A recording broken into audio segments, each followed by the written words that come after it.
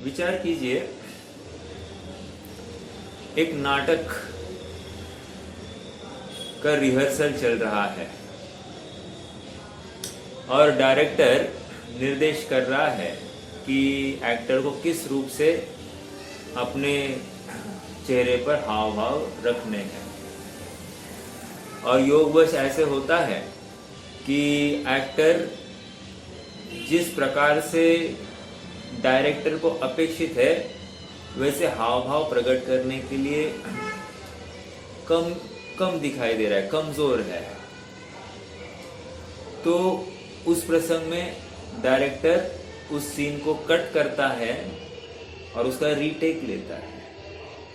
ये रीटेक कब तक लेता रहेगा? जब तक उसके मन के हिसाब से वो सीन खिलाने गया। उदाहरण एक देश है, विचार करना कि अपने जीवन में भी अनेक प्रसंग आ रहे हैं जो हमसे हमारा समय छीन के लेके जा रहे हैं और हम उन अवसरों में तत्व ज्ञान तो छोड़ो, तत्व निर्णय तो छोड़ो या शुभ भाव भी छोड़ो, हम डायरेक्ट अशुभ भाव में प्रवृत्ति करते पाए जा रहे हैं। हम कहे साहब कर्म का उदय, हम कहे कर्म का उदय, कह रहे प्रकृति कह रही नहीं, इसमें भी तू स्वतंत्र है अपना काम करने के लिए। अब तू नहीं कर पा रहा है या करने के लिए तैयार नहीं है या अरुचिवंत है या विश्वास नहीं है, जो कोई बात होगी, तेरा रीटेक नहीं लिया जाएगा, री एग्जाम नहीं होगी, गया समय। और सुनो, समय गया नहीं है, साथ साथ तेरे परिणाम में जो मोह राग द्वेष है वो बंद हो गया है। और यूं कहो कि पुद्गल बंध भी अपने आप हो गया है। और यूं कहो जीव और पुद्गल का एक क्षेत्र का संबंध होकर वे पुद्गल भी कारमान वर्गणा रूप अर्थात द्रव्य कर्म रूप परिणमित होकर बैठ गए हैं तुम्हारे साथ। यथा योग्य समय आने पर फल देंगे और फिर वे संयोग के रूप में खड़े होंगे और फिर तू अपनी तलाश के लिए घूमता रहेगा। अपनी तलाश अर्थात अपना सुख, इसके लिए तू भटकता रहेगा। तो अब क्या करे? अब समझदार व्यक्ति यही करता है कि प्रत्येक प्रसंग में जागरूक रहता है। जागरूक रहना मतलब क्या? आंखें फाड़ फाड़ के देखना, हम ये नहीं कह रहे हैं। जागरूक रहना मतलब आंखें खोलने का भाव ही नहीं होना। जागरूक होना अर्थात मैं ज्ञान हूं, ज्ञान से जानता हूं, ये नक्की करना। आश्चर्य की बात है ना। जैसे अभी मैं आप सबके साथ में बात कर रहा हूं, राइट? देखो, आपके ज्ञान दर्पण पर ये बात अनादिकाल से सुनिश्चित थी कि अमुक अमुक व्यक्ति के माध्यम से हम या आप ज्ञान करते पाए जाएंगे। लेकिन सुनो, ज्ञान स्वतंत्रता से वो ज्ञान कर रहा है। अनादिकाल से ये नक्की है कि इस पर्टिकुलर काल में ऐसा ही ज्ञान करते हुए आप पाए जाएंगे। ये नक्की है, राइट? तो अब क्या? अब ये है, जब ये नक्की है कि अनादिकाल से मैं ये ज्ञान करता पाया जाऊंगा, तो फिर अब मुझे करने के लिए क्या बचा? कुछ भी नहीं बचा ना बाहर। अर्थात पर वस्तु मेरे लिए कार्य करने, सब कुछ अंदर से हो रहा है। जब सब कुछ अंदर से हो रहा है तो जैसा हो रहा है, जैसा स्वभाव वैसे स्वीकार क्यों नहीं करे? ये समझदार व्यक्ति यही करेगा। और ना समझ होगा, उससे वो बोर हो जाएगा, विरोध करेगा या विषयों में लगेगा, लेकिन आत्मा को तो नहीं जाएगा। आप पकड़ रहे मेरी बात? निष्कर्ष इतना ही है कि लौकिक व्यवस्था में रीटेक लिया जाता है, लेकिन पारलौकिक व्यवस्था में रीटेक के लिए कोई अवसर नहीं है। इसलिए शेक्सपियर की वो पंक्तियां मुझे याद आ रही है, act thy part well and there lies the honour. मतलब जब अपना अवसर आ जाता है ना, उसी अवसर में सर्वोत्कृष्ट कार्य करो, तुम्हें अपने आप उसका फल मिल जाएगा, अर्थात तुम्हारा कार्य हो जाएगा। मैं यहाँ पर आध्यात्मिक परिप्रेक्ष्य में इस कथन को लेना चाहता हूँ। एक्ट दाई पार्ट वेल मतलब क्या? तुम अपनी भूमिका अच्छे से निभाओ मतलब क्या? तुम अपनी भूमिका अच्छे से निभाओ मतलब क्या? मैं ज्ञाता दृष्टा आत्म राम, मैं मात्र जानना मेरा का, ये मेरी भूमिका है। एक द्रव्य दूसरे द्रव्य का कुछ कर ही नहीं सकता। मैं मात्र पर द्रव्य का ज्ञाता मात्र हूं और कुछ नहीं हूं। ऐसा स्वीकार करने पर वस्तु मुझे प्रभावित करती नहीं, सुखी करती नहीं, दुखी करती नहीं, ये नक्की करने पर मेरी संपूर्णता, मेरी प्रभुता मेरे में है, ये स्वीकार होने पर अब मुझे बाहर करने का भाव ही नहीं आता है। This is act thy part well. पर में फेरफार करने का भाव अपराध है। नहीं, थोड़ा सा अपने बच्चे का देख लो, थोड़ा सा उसको धर्म मार्ग की रुचि लगाओ, उसको पुरुषार्थ कराओ, उसको प्रेरित करो, ये सब मोह है। हाँ, ज्ञानी के भी निचली भूमिका में ये मोह के प्रसंग आते हैं, लेकिन उन मोह को वे उपादेय नहीं जानते हैं, कर्तव्य रूप नहीं जानते। वे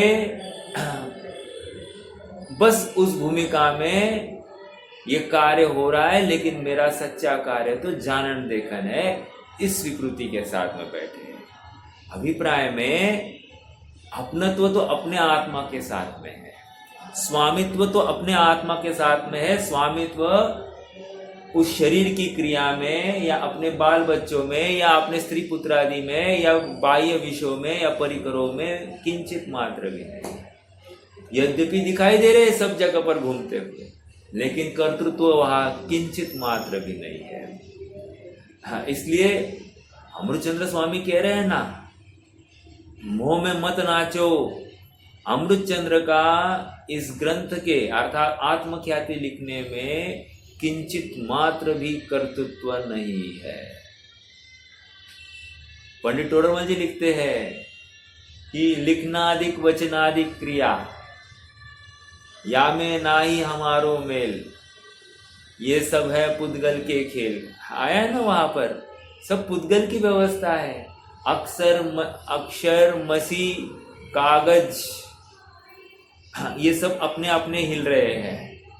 मेरा हाथ अपने मतलब ये शरीर अपने आप हिल रहा है, इसमें मात्र मेरा योग और उपयोग मिल गया है।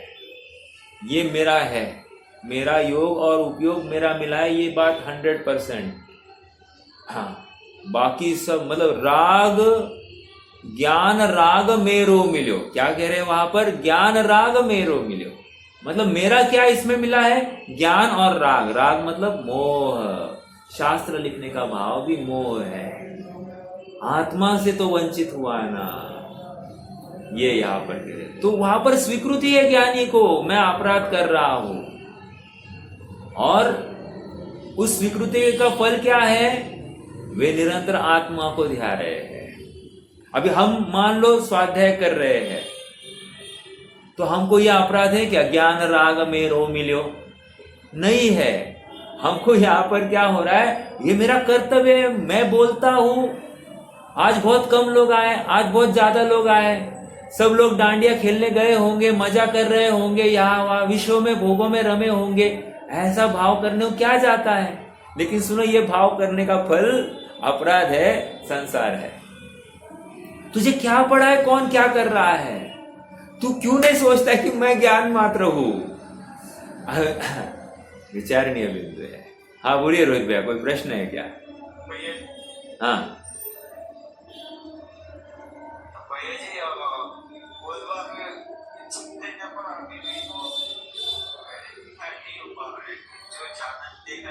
हाँ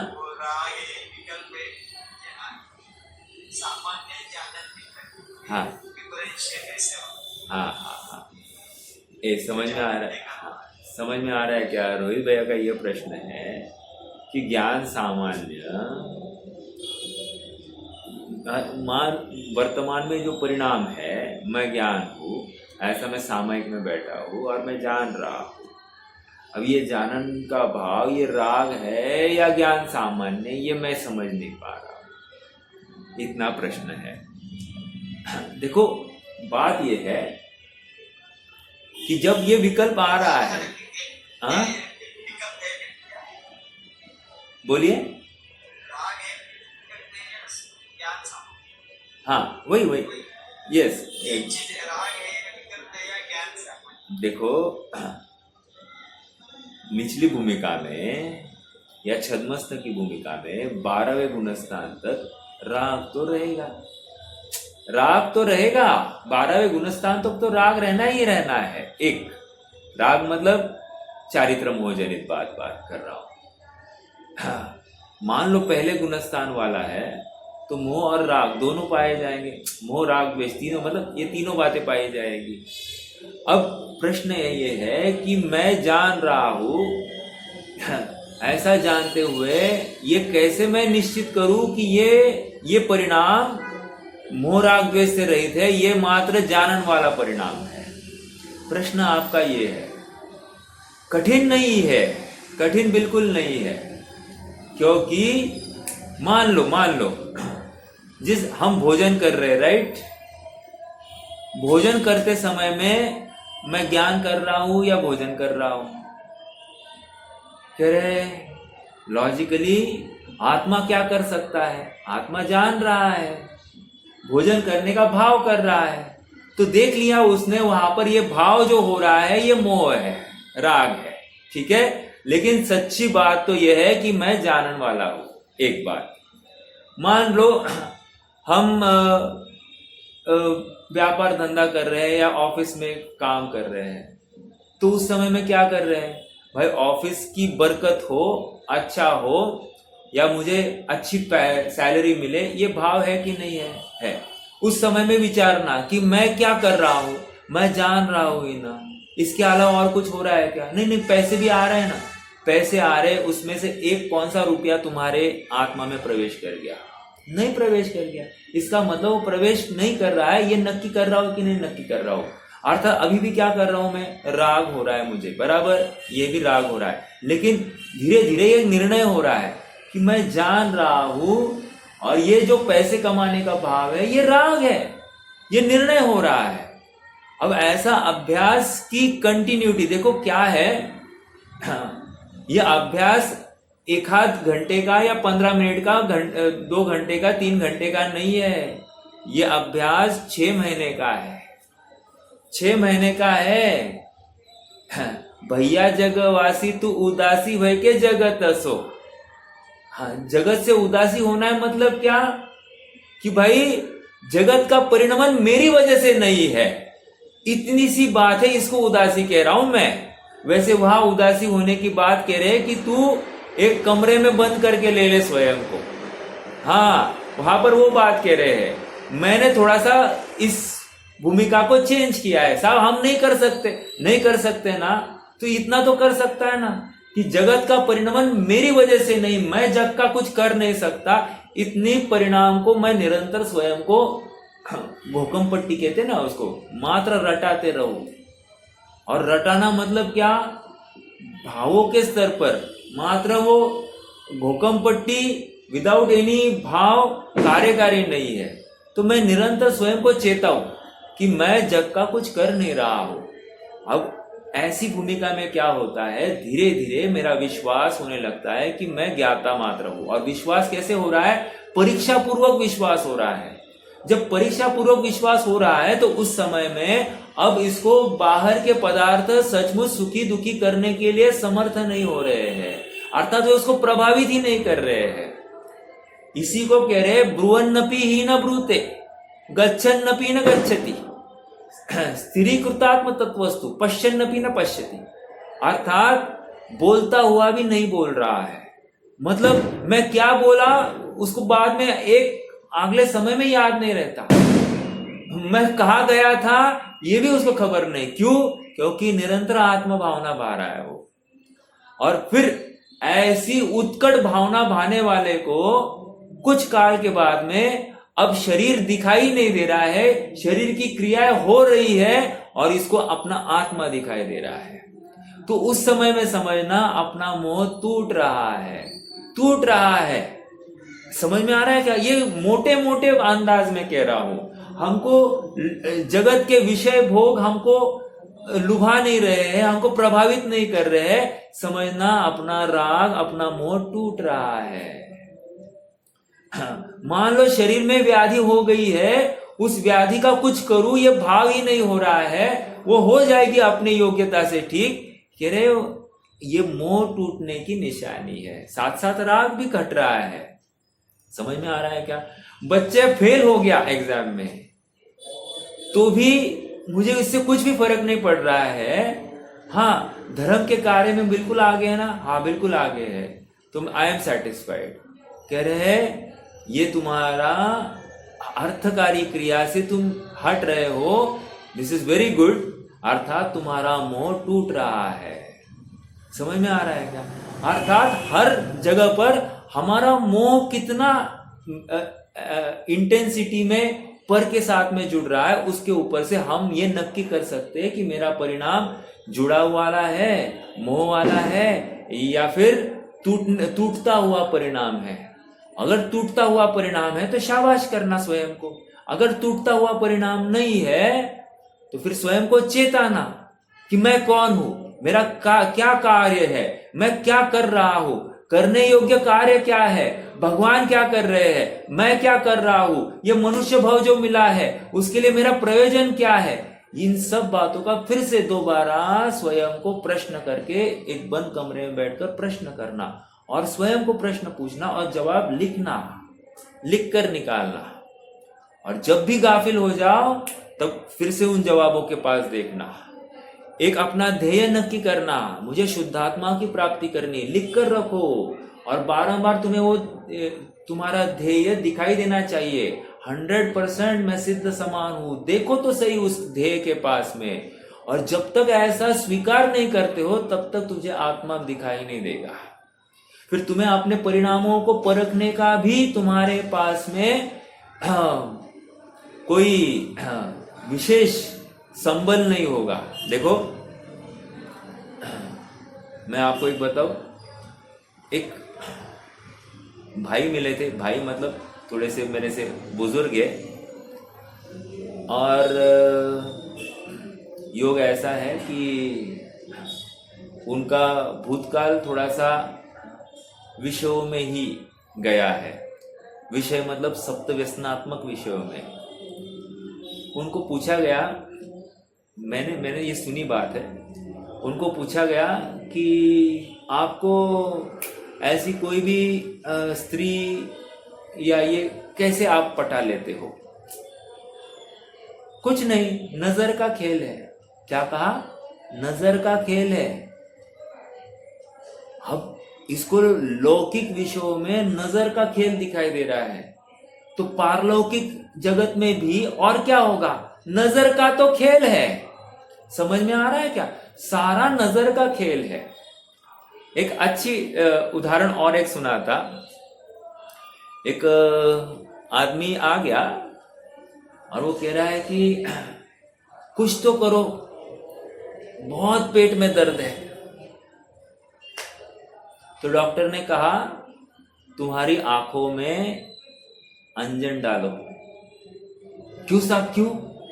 पेट में दर्द है, आप अंजन डालने को कह रहे हैं? हाँ, अनाप शनाप खाते हो, गचर गचर खाते हो, शुद्ध अशुद्ध का विवेक नहीं रखते हो, तो अंजन डालो, थोड़ी दृष्टि ठीक होगी, तुम्हें वहां पर गंदगी दिखेगी, कौन परोस रहा है, कैसे परोस रहा है ये भी खबर नहीं है, किस परिणाम से परोस रहा है ये भी खबर नहीं है, खाली ठूसते जाते हो, तो फिर यही हालत होनी है ना।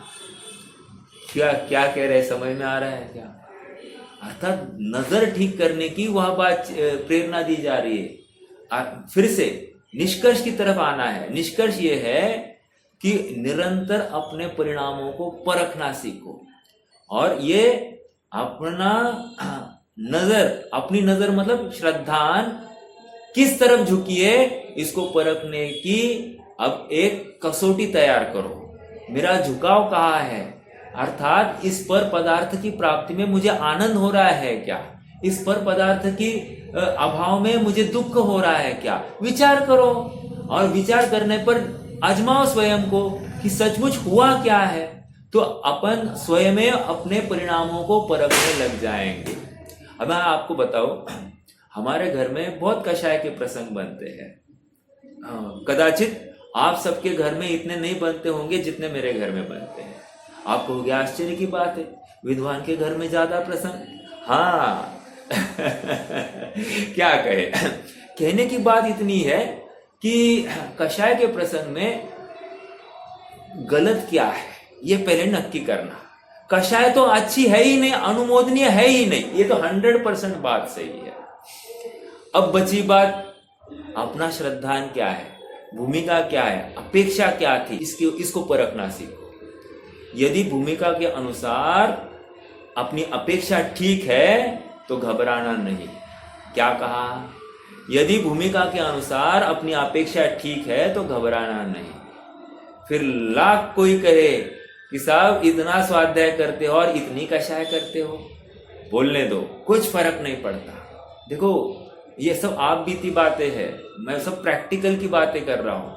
मतलब जो अनुभव होता है उसके हिसाब से आगे बढ़ना है, और कॉन्फिडेंस इतना आता है कि सामने वाला मुझे डिगा नहीं सकता। एक मैं डिग रहा हूं अपने स्वभाव से, तभी तो जाकर सामने वाले को सुधारने का विकल्प आ रहा है। यही मोह है, समझ में आ रहा है क्या? सामने वाले को सुधारने का भाव, या अपने अनुसार परिणमित कराने, या धर्म के अनुसार परिणमित कराने का भाव, यही मोह है। ये हमको स्वीकार हो रही है ना, लेकिन इस भूमिका के अनुसार इसको विरोध नहीं किया जा सकता। हाँ, लेकिन इससे एक निर्णय हो रहा है कि ये अपने को ना सुख का कारण है ना दुख का कारण है, लेकिन अपनी कमजोरीवश अपने को उनको सुधारने का भाव आ रहा है। क्यों?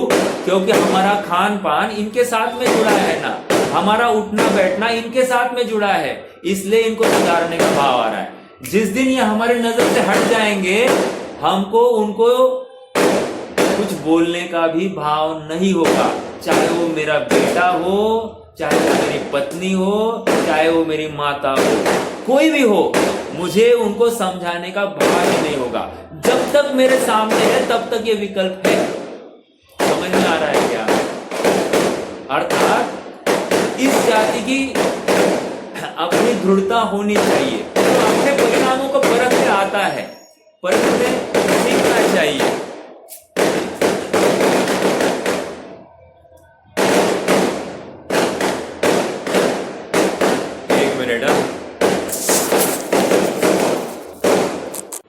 क्या कहा? अपने परिणामों को बारंबार परखते रहना, और परखना जिनवाणी में कहे अनुसार, और निष्पक्ष होकर परखना। अर्थात मैं स्वयं का जज हूं, वकील नहीं बनना, यहां पर जज बनना। मैंने कल भी कहा था, वकील बनेगा तो काम नहीं होगा, अपने लिए बनना है जज, और दूसरों के लिए वकालत करते बैठना। समझ में आ रहा है क्या? वो क्यों गलत है ये उसकी वकालत करना, लेकिन मैं क्यों गलत हूं अपने लिए न्याय ही करना, अर्थात जज बनना स्वयं के लिए। इसी को उपगुहन अंग कहते हैं, उपगृहन अंग कहते हैं। ठीक है, चलिए। हाँ बोलिए बोलिए, जरा जोर से बोलिए, जोर से, आवाज नहीं आ रही है। हाँ जोर से बोलिए।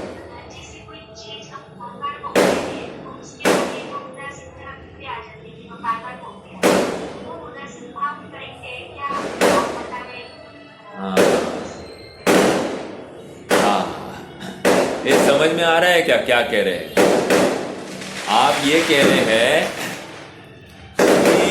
आम है, आम। मैं एक एग्जांपल लेता हूं, ऑफ सीजन का काले फूली ले लो ना, आम है, आम हमको बहुत पसंद है और आम बारंबार भोग रहे हैं हम।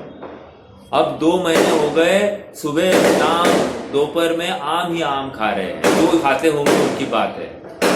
अब खा खाकर थक गए। अब हो क्या रहा है, पानी भी बरसने लग गया, आम की टेस्ट भी बदल गई है। अब पहले जैसी टेस्ट भी नहीं आ रही और थोड़ा सा नीरसता भी भासित होने लग गई है। अब क्या हम इसको उदासीन भाव कहेंगे कि नहीं कहेंगे? इन शॉर्ट, आपका प्रश्न इस तरफ झुका है कि एक आध चीज को भरपेट कर लो, कोई भी विषय भोग भरपेट भोग लो तो अपने आप अब उसको भोगने का भाव नहीं आता है।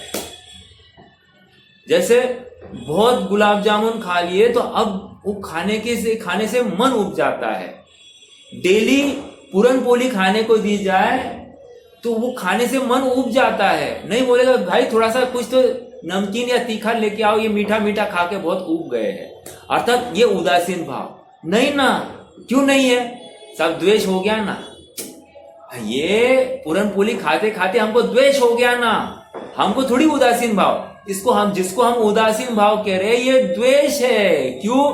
इमीडिएटली उस समय में मुझे दूसरा केक भोगने की वांछा है ना, तीखा नमकीन कुछ खाने का भाव पड़ा है ना, तो ये उदासीनता नहीं है, ये भोग है।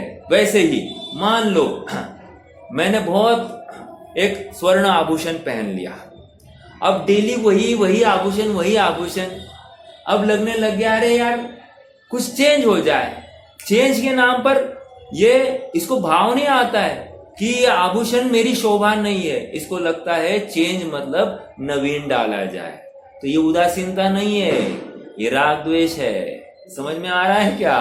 कपड़े है, डेली सफेद ही पहन रहे साहब, क्या नीरस है जीवन, कुछ तो रंग बिरंगी चाहिए। लो, ये क्या है? उदासीनता नहीं है, नीरसता है।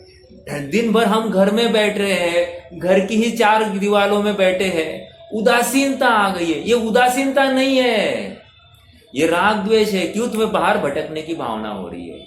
हाँ, किसी को फोन करने का भाव उदासीनता नहीं है, ये राग द्वेष का परिचायक है। समझ में आ रहा है क्या? जिसको हम उदासीनता कह रहे हैं ये राग द्वेष है।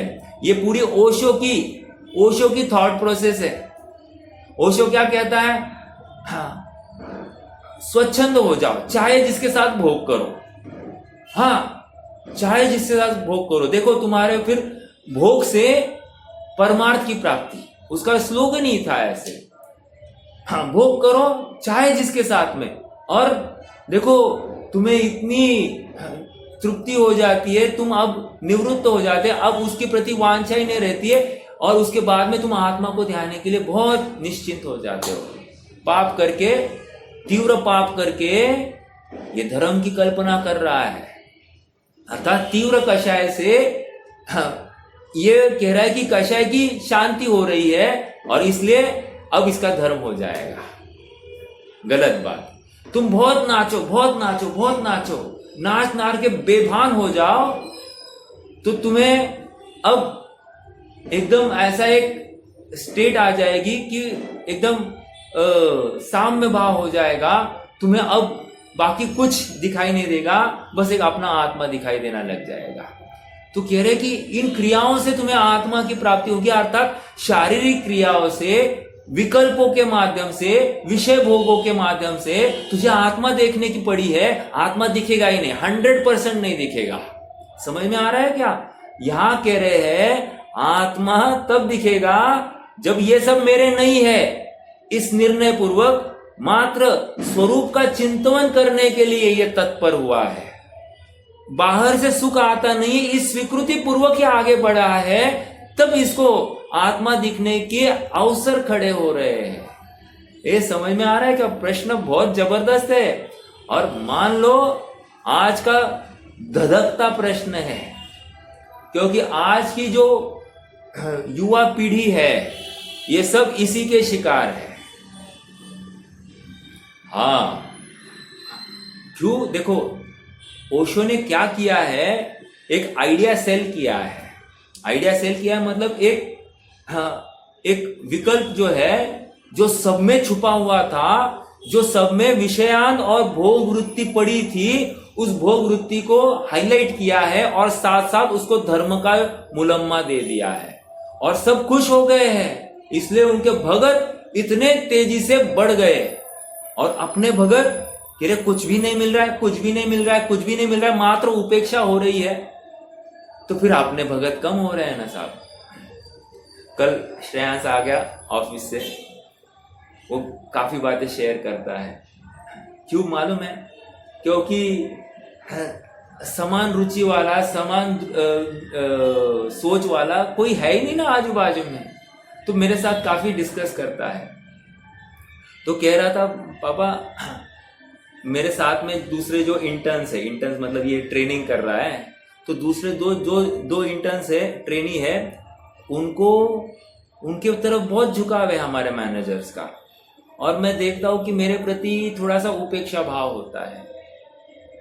हाँ, थोड़ा सा मैं धर्म से जुड़ा हूँ, धर्म की बातें करता हूँ, उनके अनुसार प्रवृत्ति नहीं करता हूँ। मान लो उनके कहीं टूर है, कहीं घूमना जाना है, तो उनके साथ जा नहीं सकता, आ नहीं सकता। तो अपने आप वेवलेंग्थ मैच नहीं हो रही है, तो मुझे ज़्यादा एंटरटेन नहीं करते हैं। तो वे उन दूसरे दो जनों को ज़्यादा चाहते हैं, मुझे कम चाहते हैं। मैं कह रही इससे क्या फर्क पड़ रहा है बेटा, कोई चाहे नहीं तो नहीं चाहे, अपने को अपने काम से मतलब है। अपना काम हो गया, अपने को आगे किसी का कौन सुखी हो रहा है, किसी को अच्छा लग रहा है, किसी को बुरा लग रहा है, अपने को क्या विचार करना। और 100% तुम किसी को खुश कर ही नहीं सकते। हाँ, तुम किसी को खुश कर ही नहीं सकते, ये बात तो सबसे, क्योंकि कोई खुश हो भी रहा है तो वहां पर तुम्हारे पुण्य का उदय खड़ा होना चाहिए। कोई दुखी हो रहा है तो तुम कितना भी अच्छा करो, वो दुखी ही होने वाला है। फैक्ट है, उदय के प्रमाण सब कार्य हो रहे हैं। तो ये सोच अपनी डेवलप करनी चाहिए। हम दुनिया को खुश करने के लिए घूम रहे हैं, किसी को बर्थडे विश करते, किसी को एनिवर्सरी विश करते, क्यों कर रहे हैं? प्रश्न करो ना। हाँ, और जवाब आएगा वो खुश करने के लिए। अब वो दूसरे को खुश कर ये खुश सुखी होने की कल्पना कर रहा है। दूसरे को खुश क्यों करना? मतलब वो मेरे साथ अच्छा व्यवहार करेगा। दूसरे के अच्छा व्यवहार करने के लिए तू क्यों टाइम पास कर रहा है, क्यों विषय भोग कर रहा है, क्यों मिथ्यात्व का पोषण करा रहा है? विचार करना।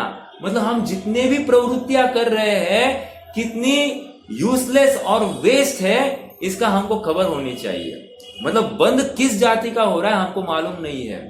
और इसलिए आज स्टार्टिंग में एक बात कही थी, हमारे यहाँ पर रीटेक के लिए अवसर नहीं है। बीता गया समय जो विषयों में लगा है, भोगों में लगा है, तत्व निर्णय से रहित लगा है, वो अनंत संसार का कारण है, महामिथ्यात्व है, अनंतानुबंधी के बंध का कारण है, अनंत संसार साथ में है। समझ में आ रहा है? इसलिए शंका होनी नहीं चाहिए। और देखो कल एक बहुत अच्छी बात सुन रहा था। एक आदमी था, उसका यूट्यूबर था, सहज उसका सुनने का विकल्प आया, तो वो कह रहा था कि शेयर मार्केट में जो चार्ट्स होते हैं ना, कह रहे मैं डेली 900 से 1000 चार्ट्स देखता हूँ, चार्ट्स, और चार्ट पैटर्न से मैं अंकित करता हूं कि ये चार्ट बढ़ने वाला है या घटने वाला है। और उसने कहा मुझे किसी ने सिखाया नहीं, मैं मात्र चार्ट पैटर्न देखकर अनुमान करने लग गया और 99% टाइम्स मेरी वो नजर सत्यार्थ निकलती है। मात्र चार्ट पैटर्न देखकर मैं नक्की करता हूं, बाकी मैं कुछ भी नहीं देखता हूं, चार्ट पैटर्न देखता हूं और मैं आगे बढ़ता हूं। मुझे तो एक बात, मुझे ये चार्ट वार्ट कुछ समझाना नहीं है आपको, मुझे तो आपको ये दिखाना है कि अपने परिणामों का चार्ट भी निरंतर ऑब्जर्व करते रहना, और उस चार्ट पैटर्न को आप ऑब्जर्व करोगे, अपने परिणामों के ग्राफ को ऑब्जर्व करोगे तो आपको गलती दिखाई देगी। डॉक्टर क्या करता है, ईसीजी देखता है ना, अभी वो ऊपर नीचे हो रहा है, तो वो क्या कहेगा, सब अच्छा हार्ट है, और यदि वो देखेगा एकदम स्ट्रेट लाइन है, मैं ज्यादा जानकार नहीं हुआ, एकदम स्ट्रेट लाइन है, तो कहेगा साहब हार्ट कमजोर है, कहेगा कि नहीं? बस जितने ईसीजी देखेगा उसका उतना अभ्यास बढ़ता जाएगा। तो कैसे करे कि बात ही नहीं, तुम्हारा अभ्यास बढ़ाओ, परीक्षान बुद्धि बढ़ाओ। समझ में आ रहा है क्या? अभी मान लो हड्डी टूट गई है, तो हड्डी टूट गई है, अब मुझे सचमुच कहता हूं, वो हड्डी देखता हूं एक्सरे में, क्या टूटा है और क्या सही है वो समझता ही नहीं है। डॉक्टर को बराबर समझ में आता है, थोड़ा सा वहां पर दबा होगा। क्या कहा? करत करत अभ्यास के जड़मती होए सुजान, रसरी आवत जात है सिल पर पड़े निशान। बस इस उक्ति को आप अपने विचारधारा में नक्की कर दो और निरंतर अपने परिणाम को परखने की कोशिश करो। और एक बोलूं आपको रोहित भैया, एक सुझाव देता हूं आपको सुझाव मतलब मैं स्वयं को ही सुझाव दे रहा हूं कि ज्यादा जल्दी कुछ पाने की जल्दी मत करो। क्या कहा? ज्यादा जल्दी कुछ पाने की जल्दी मत करो। क्यों? क्या गलती है साहब? तुम्हें पर्याय की जल्दी पड़ी है, तुम्हें स्वरूप को ध्यान की भावना ही नहीं है। हम यहां पर कह रहे हैं तुमको स्वरूप ध्याना है, तुमको पर्याय शुद्ध प्रकट करने की जल्दी होनी नहीं चाहिए। तुम पर्याय की भूल जाओ कि ये पर्याय को मुझे शुद्ध करना है, भूल जाओ। वो भी कर्तृत्व का भार तुम्हारे माथे पर नहीं है। अरे तुम स्वयं बने बनाए भगवान हो, बस मैं बना बनाया भगवान हूं, मुझे और कुछ भी करने का भाव नहीं आ रहा है, बस आत्मा में जमने रमने का भाव हो रहा है।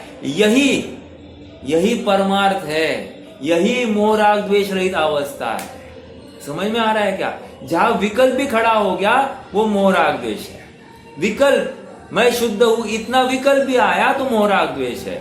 जहां पर अपने परिणाम अपने स्वरूप के साथ तद्रूप हो रहे हैं, जहां अब विकल्प करने का अवसर ही नहीं हो रहा है, भाव भी नहीं हो रहा है, अपने परिणामों को इतना एक में कर रहा है, यही तो मोह राग द्वेष से रहित परिणाम है। और वो आप कैसे पकड़ पाओगे? वो तो अनुभव है।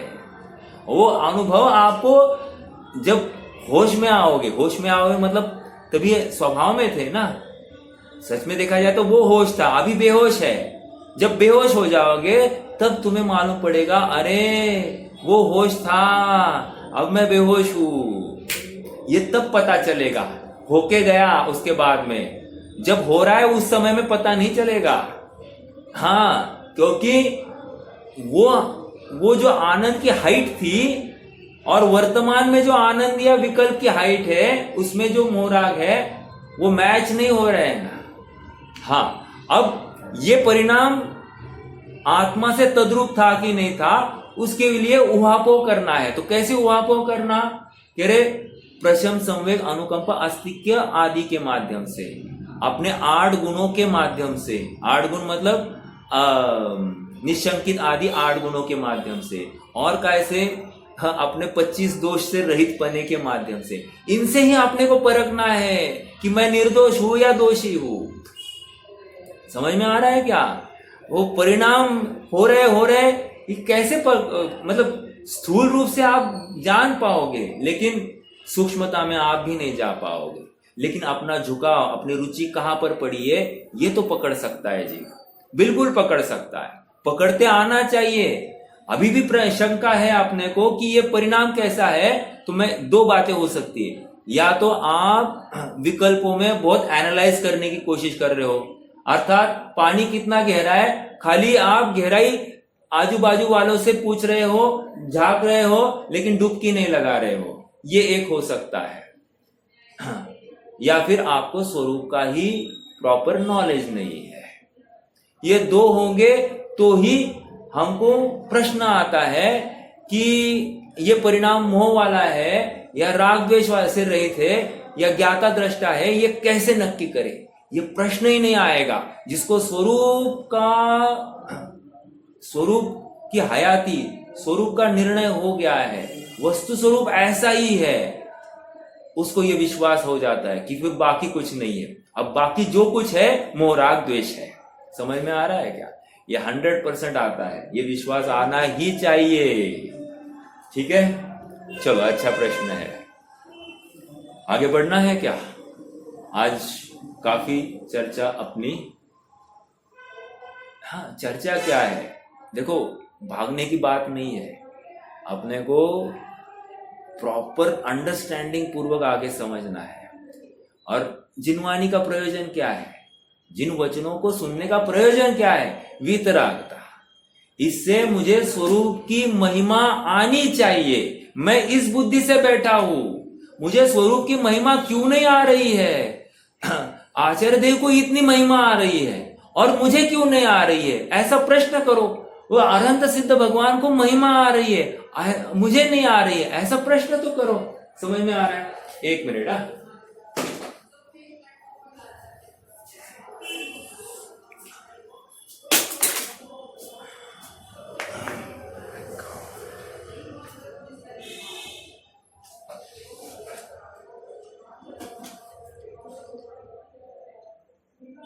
देखो मैं क्या कह रहा था, महिमा अपने को अपनी लानी चाहिए और पर के भरोसे अपनी महिमा नहीं आकी जा सकती। सुनो, घर वाले अनुकूल होंगे तो मैं धर्म कर पाऊंगा, ये भी बात नहीं है। घर वाले प्रतिकूल होंगे इसलिए मैं धर्म नहीं कर पा रहा हूँ, ये भी बात गलत है। ये मेरा परिकर अच्छा नहीं है इसलिए मैं धर्म कर नहीं पा रहा हूँ, ये भी बात गलत है। चरणान योग कहता है ये सब अनुकूल होने चाहिए, बात बराबर है। लेकिन अध्यात्म कहता है ये किंचित भी तुम्हें बाधा करने में, अर्थात निर्णय करने में बाधा नहीं पहुंचा रहे।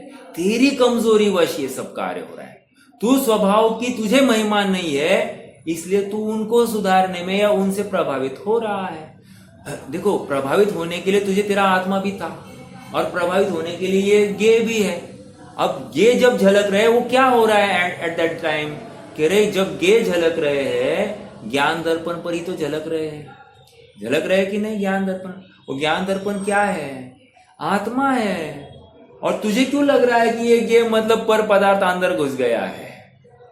अब लग रहा तुझे है ना, तो तेरी भ्रांति है ना, तो भ्रांति, अपनी भ्रांति को अपने को निकालना है।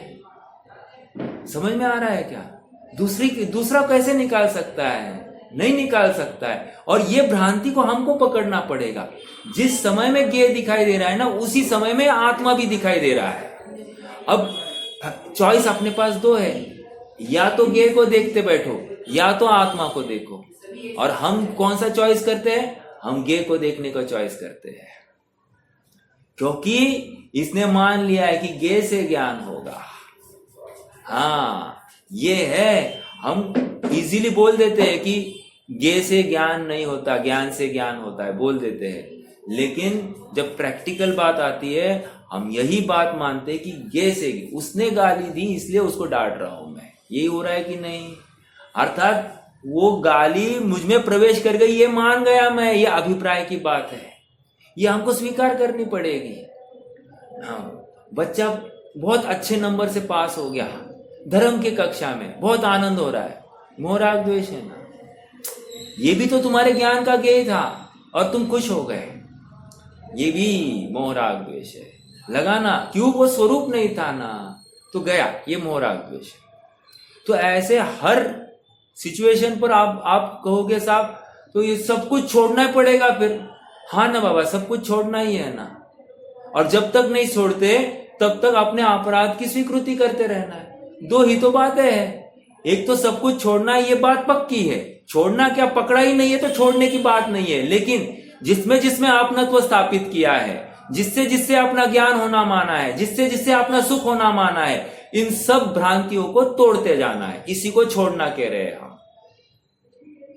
अब लगाओ, रुपए पैसे से सुखी होते हैं, लगाओ शरीर स्वस्थ होगा तो सुखी होंगे, लगाओ रोग होगा, कैंसर हो गया तो मैं दुखी हो जाऊंगा, लगाओ मरण होगा तो मैं दुखी हो जाऊंगा, लगाओ ना बूढ़ा हो रहा हूं तो मैं दुखी हो जाऊंगा, मुझे अभी इतनी करोड़ों की संपत्ति छोड़कर जाना है तो मैं दुखी हो जाऊंगा। लगाओ तो सही, विचार तो करो कि मैं कैसे सुखी और कैसे दुखी अपने।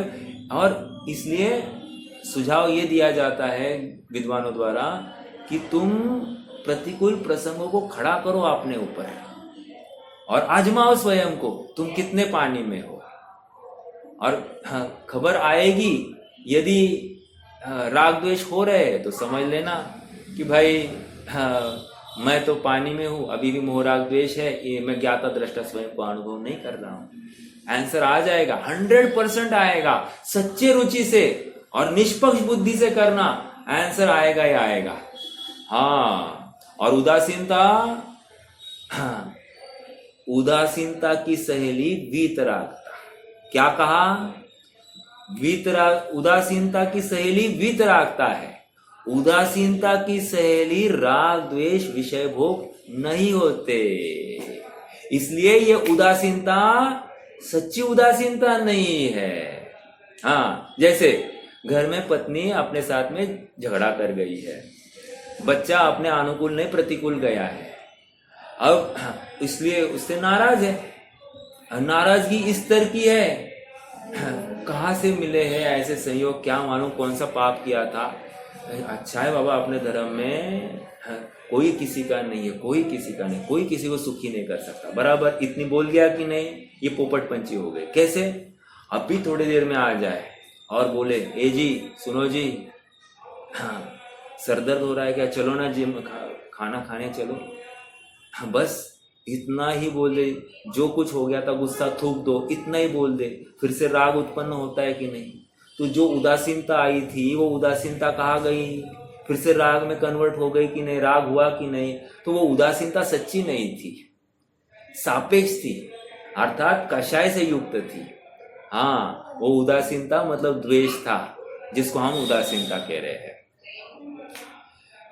बहन जी आपका माइक म्यूट कर दीजिए।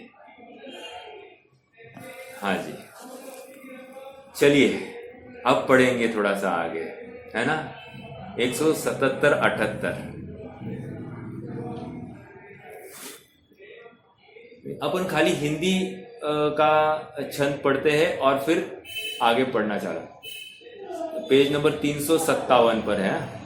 स्पर्श से पुद्गल बंधे अर्जिय बंधे रागादि से, जीव पुद्गल बंधे नित ही परस्पर अवगाह से।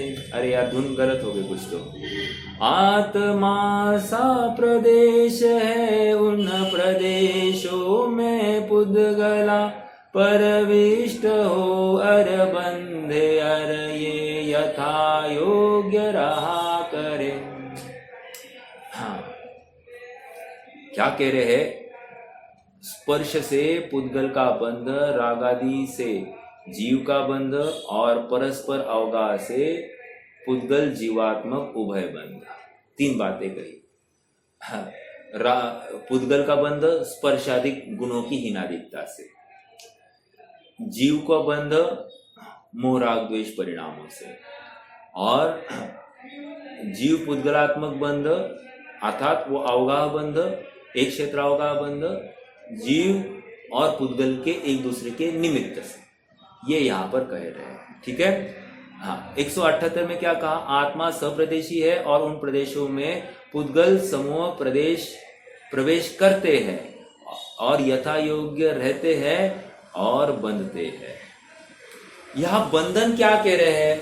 बंधन जिसको जो हमको दिखाई दे रहा है भाई, जब सर्वथा हम कह रहे हैं कि आत्मा पुद्गलों से बंधता ही नहीं है, तो कोई एकांतवादी होकर स्वच्छंदी हो जाए, इसलिए आचार्य देव यहाँ पर बैलेंस बिठा रहे हैं। कह रहे हैं ठीक है, आत्मा स्वाधीनता से जो मोह राग द्वेष कर रहा है यही आत्मा का बंध है, माना हमने, लेकिन कोई सर्वथा उसी को, हाँ आत्मा में मोह राग द्वेष है इसी को बंध है ये कह रहा है। और वो क्या करे? आत्मा संबंधी विकल्प करे। क्या विकल्प करे? आत्मा में स्वभाव से राग द्वेष नहीं है, आत्मा कभी बंधता ही नहीं है, आत्मा नित्य है, अनादि निधन है, इतना नक्की कर रहा है। और वर्तमान बंध अवस्था को भूल जाए मतलब उसको स्वीकार ही नहीं करे, तो क्या हो गया? निश्चयाभासी हो गया, एकांती हो गया, सांख्य मत हो गया। समझ में आ रहा है क्या? इसलिए ये बैलेंस बिठाने के लिए यहाँ पर समझाया जा रहा है। देखो ये भी बंद भी हो रहा है, देखो ये शरीर काय का है, क्यों मिला है? कुछ न कुछ पाप किया है ना। हाँ, देखो अक्सर लोग रिटायर होते हैं और कहते हैं भाई हम तो राजा जैसे जीवन जी रहे हैं, एकदम आनंद में है, एकदम सुख में है, कुशल है, अपना जीवन बेस्ट है, बच्चे अपना अपना व्यापार धंधा संभाल रहे हैं, अपने को कुछ भी देखना नहीं पड़ता है, बराबर सब कुछ सलाह चाहिए तो पूछते हैं, नहीं चाहिए तो कुछ भी नहीं हो रहा है, अपने को कुछ भी तकलीफ नहीं है, बहुत सुखी है, एकदम बढ़िया अपना निवृत्ति का जीवन चल रहा है। क्या करते हो दिन भर? कुछ नहीं, खाना पीना, दोपहर का सोना, दोस्तों शाम को दोस्तों को मिलना, सब एकदम व्यवस्थित चल रहा है, शरीर एकदम व्यवस्थित है, 2 टाइम वॉकिंग करते हैं, एकदम थोड़े आसन आदि करते हैं, योग प्राणायाम करते हैं, एकदम शरीर फिट है, सब कुछ फिट है, बहुत अच्छा बहुत अच्छा बहुत अच्छा, और एकदम सुखमय जीवन है। ये किसको सुख मान बैठा है? अनुकूल संयोगों को ये सुख मान बैठा है। और यहाँ पर कह रहे हैं अपना बहुत बढ़िया चल रहा है, दिन में 2 टाइम स्वाध्याय भी कर लेता है, दिन में देव दर्शन आदि भी कर लेता है, दया दान के प्रसंग आए तो दान आदि भी कर लेता है, हाँ अभक्ष भक्षण करता नहीं है, अपना बहुत अच्छा चल रहा है। कहाँ पर सुखी है? संयोगों में, अनुकूल संयोगों में सुखी है। समझ में आ रहा है? आत्मा सुख में कहाँ लग रहा है? आत्मा को ध्यान की वो छटपटाहट है क्या? गांधी जी का एक स्टेटमेंट है। गांधी जी क्या कहते हैं? मैंने कवि को कभी दुकानदारी करते हुए देखा नहीं। कवि मतलब श्रीमद राजचंद्र कह रहे मैंने कवि को कभी दुकानदारी करते देखा ही नहीं है। मतलब कह रहे ग्राहक आया और यदि देखा कि पार्टनर है तो ग्राहक को देखने भी नहीं गए, क्या रेट में बेचा है पार्टनर ने ये भी देखा नहीं, कुछ नहीं, वे तो अपने पढ़ने में ही एकदम मस्त थे, दुकान में बैठा हुआ जीव। हाँ, और कहो तो इतना बड़ा व्यापारी था कि वो बाजार के रेट, हीरे के रेट वो डिसाइड करते थे, इतना बड़ा व्यापारी थे श्रीमद। और रुचि देखो कि वो मतलब इतने शास्त्र अभ्यास में, पढ़ाई में, तत्व चिंतन में मग्न रहते थे। और मान लो पार्टनर नहीं होगा तो वो उन्होंने ग्राहक को अटेंड किया, ग्राहक चला गया, इमीडिएट अगले क्षण में शास्त्र निकाला और शास्त्र अभ्यास, तत्व चिंतन चालू हो गया। और इतने डूब गए उस शास्त्र अभ्यास में, फिर कोई ऐसा घूमकर भी गया आगे पीछे तो भी उनको विकल्प नहीं है। कौन गया ये देखने के लिए भी? हीरे जवाहरात की दुकान थी, मतलब कितना रिस्की धंधा था, कौन आकर गया? चोर वोर भी आ सकता है, कोई विकल्प नहीं उनको वो भी देखने का, इतना अभ्यास में मग्न। कहने की बात ये, इसको उदासीनता कहते हैं। मतलब आत्मा की प्रीति पूर्वक वो पढ़ रहा है ना, आत्मा को ध्याओ अपने परिणामों को उज्जवल करने के लिए, और उज्जवल परिणाम हुए बिना आत्मा नहीं ध्याया जा सकता है, इसके लिए वो प्रवृत्ति कर रहा है। इसलिए वो ऐसी प्रवृत्ति को हम उदासीनता कह रहे हैं। क्यों? उदासीनता की सहेली वीतरागता, उसका फल मुझे वीतरागता चाहिए। उदासीनता का फल विषय भोग की वांछा नहीं है। नहीं, ये गलत बात है। समझ में आ रहा है क्या? गंभीरता से विचार करना। देखो ये बीच का पैच कोई विशेष नहीं है, अपन डायरेक्ट स्वामी जी का अंश पढ़ेंगे अभी। उन्होंने थोड़ी सी विशेष बात लिखी है और उसमें ऑलमोस्ट ये सभी बातें आ जाएगी। ठीक है, तो मैं चाहता हूं कि अपन वही पढ़ना चालू करें। समय तो बहुत फास्ट जा रहा है।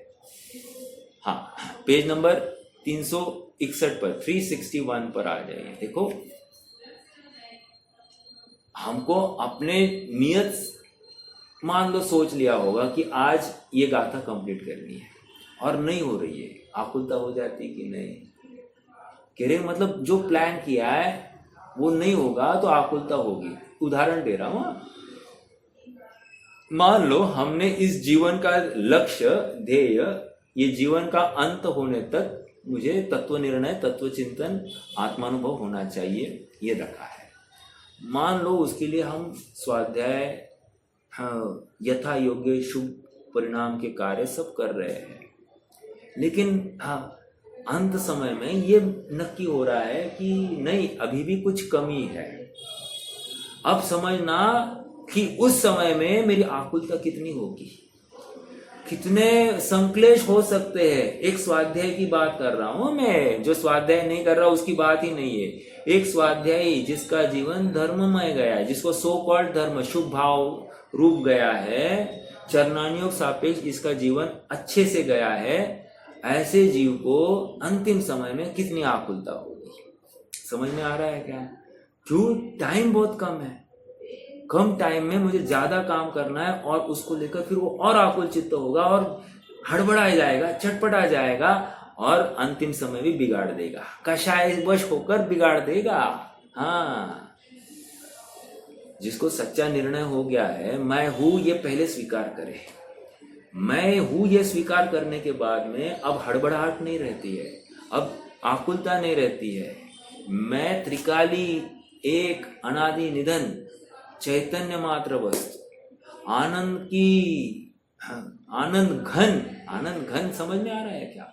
जो और सभी से आनंद ही आनंद आ रहा है, ऐसा आनंद घन मैं स्वयं शाश्वत प्रभु ये विद्यमान। अब मुझे बोलो, एक क्षण का एक सेकंड भी काफी है कि नहीं ये निर्णय करने के लिए, काम हो जाएगा कि नहीं? अर्थात मैं शाश्वत प्रभु अभी यहां पर विद्यमान, इतने स्वीकृति में आकुलता कितनी है? 0। और ये आनंद घन कह दिया तो अपने आप वो आनंद अंदर से आ रहा है, बाहर से नहीं आ रहा है। ये विश्वास सहित अब चाहे जैसी अवस्था हो, बूढ़ा हो, जवान हो, रोग हो, निरोग हो, कुछ भी हो, एकदम निश्चिंत हो गया है। समझ में आ रहा है क्या? अर्थात स्वरूप का भान यही निश्चिंतता है, यही आत्मानुभव है। और स्वरूप का विस्मरण या आकुलता है, संक्लेश है, दुख है, पग पग पर दुख है, मोह राग द्वेष है। समझ में आ रहा है क्या? हाँ, देखो पेज नंबर 361 पर आ जाइए। 2 लाइनें तो पढ़ेंगे ही पढ़ेंगे। गे 2 प्रकार का है, चेतन गे और अचेतन गे। मिल रहा है क्या? सेकेंड हाफ में आधे से नीचे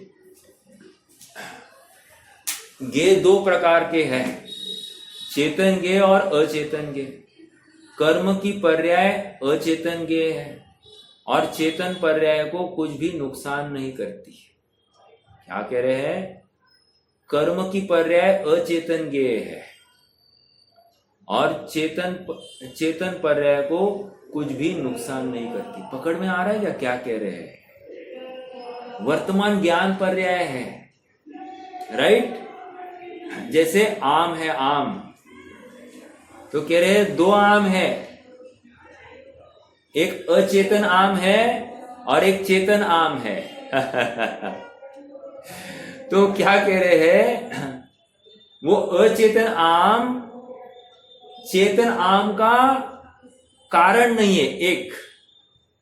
दूसरा, वो अचेतन आम इस चेतन आम का कुछ सुधार बिगाड़ नहीं सकता है। 2 क्यों? दोनों स्वतंत्र है, दोनों स्वाधीन है। समझ में आ रहा है क्या? अर्थात अब ये चेतन आम, एक्चुअली जीव को भ्रांति क्या हो रही है? मैं अचेतन आम को भोग रहा हूं, और ज्ञानी को निर्णय क्या हो रहा है? मैं चेतन आम को ही जान रहा हूं। बस इतना सा फर्क है। वो ज्ञान पर्याय में इसने क्या कैसे देखा है? ये तो दोनों को एक ही दिखाई दिया है, दोनों को आम ही दिखाई दिया है, लेकिन उसने कैसे देखा है, उसने सारा फर्क कर दिया। अज्ञानी ने अचेतन आम देखा है, हालांकि उसने भी चेतन आम ही देखा है, लेकिन भ्रांति हो गई, मैंने अचेतन आम देखा है। और ज्ञानी ने चेतन आम देखकर आत्मा का निर्णय किया है। बस यही फर्क है। इसलिए जब आत्मा का निर्णय होता है, यह उस अचेतन आम से प्रभावित नहीं हुआ है। खा रहा है वो आम, लेकिन वो कह रहा है कि ये तो मैं ज्ञानवान हूं। अर्थात ये आम का स्वाद मुझ में नहीं आ रहा है, आम का मैं ज्ञान कर रहा हूं। यह ऐसा विश्वास है। समझ में आ रहा है क्या? हाँ, ये यहां पर इस लाइन से लाया, कर्म की पर्याय अचेतन ज्ञेय है। वैसे देखा जाए तो कर्म की पर्याय अचेतन ज्ञेय है कहना भी ये कहाँ दिखाई दिया? आत्मा में दिखाई दिया, इसलिए उसको अचेतन ज्ञेय कह रहे हैं। हालांकि कर्म की पर्याय आत्मा में आती नहीं तो उसको ज्ञेय कहना भी क्यों है? लॉजिकली कहने की बात नहीं है, लेकिन वो आत्मा जान रहा है ना, और जानकर उसको भ्रांति हो रही है ना, तो जबरदस्ती उसको ज्ञेय कहना पड़ा है। हालांकि वो ज्ञेय नहीं है। जो ज्ञान है वो गुण है, और ज्ञान में जो झलकन है उस झलकन को ज्ञेय कह रहे हैं। अब वो झलकन, चूंकि वो झलकन सामने वाले पदार्थ के साथ में मैच कर रही है, इसलिए उस झलकन को ज्ञेय, मतलब उस सामने वाले पदार्थ को ही ज्ञेय कहा जा रहा है। समझ में आ रहा है क्या? तो हमारे लिए एक प्रॉब्लम था कि हम कैसे डिफाइन करें, और उस प्रॉब्लम के वश हमने सामने वाले पदार्थ को ही ज्ञेय कह दिया। हालांकि वो ज्ञेय नहीं है, ये ज्ञान पर्याय वो ज्ञेय है। वह चेतन पर्याय की कुछ भी नुकसान नहीं करती। अजीव के द्रव्य गुण पर्याय अजीव में है, जीव के द्रव्य गुण पर्याय जीव में है। इस कारण अजीव कर्म की पर्याय जीव का नुकसान नहीं करती। ऐसा पुद्गल बंध द्रव्य बंध का स्वरूप जानना। समझ में आ रहा है क्या? वो किसी जीव में प्रवेश कर ही नहीं रही है, खाली ये पुद्गल बंध की बात करी। मतलब अब लगा ना, दिन भर अपन कैसे ज्ञेय को जान रहे हैं। रोहित भैया, लगा ना कि मैं कैसे ज्ञेय को जान रहा हूं। जैसे देव दर्शन के लिए गए, मैंने देव दर्शन करते समय में भगवान भी ज्ञेय बने कि नहीं बने, तो उनको कैसे जाना? हाँ, आपने भगवान को बाहर देखा या ज्ञान दर्पण में देखा, पहले ये नक्की करना।